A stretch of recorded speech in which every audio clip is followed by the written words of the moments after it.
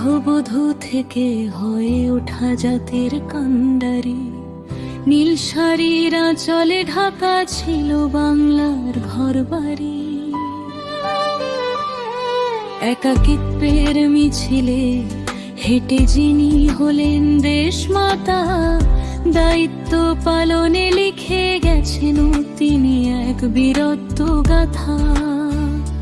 স্বামীর শূন্যতায় দেশকেই ভেবেছেন আপনজন, সততার দেশপ্রেমে গড়েছেন অভিন্ন সরর মন।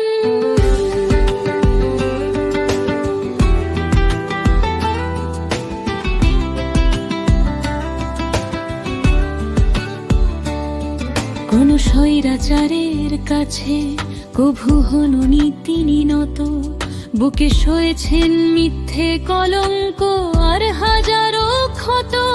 কারাগারের অন্ধকার আর নিঃসঙ্গ রাত, তবুও ছাড়েনি কোনোদিন গণতন্ত্রের হাত।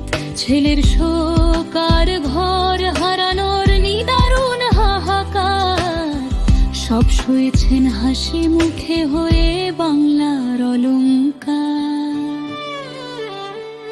আজ মানুষটি নেই বলে কেন ঝরে দু চোখের জল, মানুষ বেঁচে থাকতে কেন থাকে না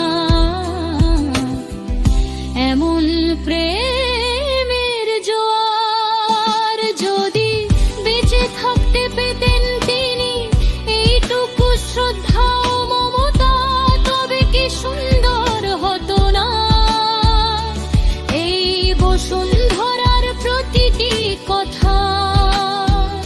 মৃত্যুর পরে কেন বাড়ে মানুষের এই হাহাকার, বেঁচে থাকতে কি পারতাম না হতে একটুখানি উদার। হিংসার ক্ষমতার মোহে আমরা হয়েছি অন্ধ, আপন মানুষের মনেও কেন এত বিবারের বায়ুদার।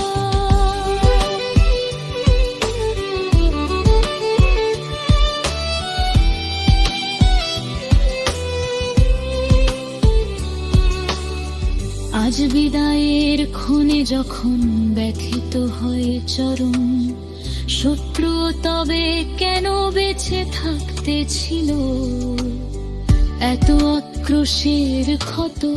সহ আর সহমর্মিতা যদি একটু থাকতো আমাদের মনে, তবে দেশটা হাসতো চিরদিন এক স্বর্গীয় ক্ষণ হয়ে। দিনাজপুরের সেই পুতুল আজ ইতিহাসের পাতায়, ধৈর্য আর সাহসের এক পরম উপমায়। সব হারিয়েও যিনি লড়েছেন শুধু গণতন্ত্রের তরে, দিয়ে গেলেন প্রাণ আগামীর প্রজন্ম